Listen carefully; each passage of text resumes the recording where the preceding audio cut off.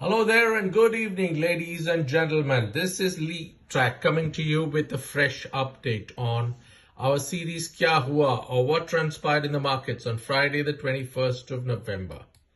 And as you can see, today there was a red candle that was formed. Is it a speed breaker or is it a roadblock? This is something we need to analyze over the weekend in order to understand what is the market going to trend after this. Before I get into all the details of the videos of this particular update, let me tell you these videos are only for information and educational purposes, with actual data collated from various confirmed sources. So if you have missed the market, this is where you need to be to know everything.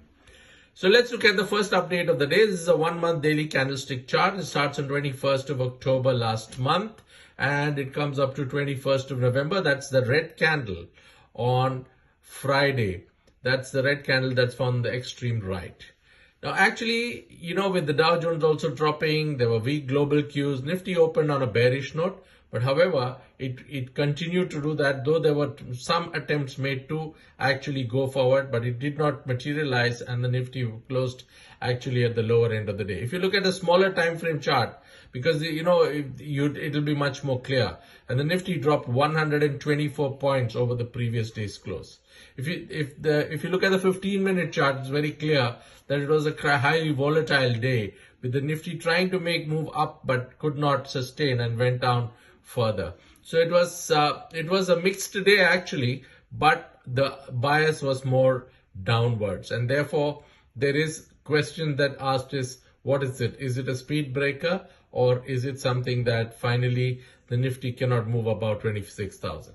So if you look at the figures, this was the candle, the bearish candle that was formed today. Nifty opened at 26,110, which was 82 points gap down, and it closed 124 points over the previous day's closing. So quite a downfall, with minus 82 going to 124. And between the high and the low for today, the volatility range was 127 points. Though in absolute terms, not much, but actually the frequency of the number of times it went up and down is what is need to be considered.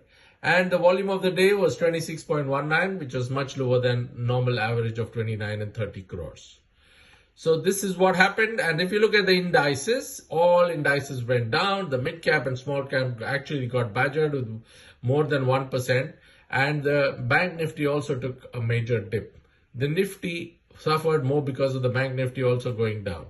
If you look at the indices, all indices went down. FMCG sort of stabilized along with infra, but defense also came down massively because of some bad news on the defense side of something that happened on HAL. So that's the news update I wanted to share with you.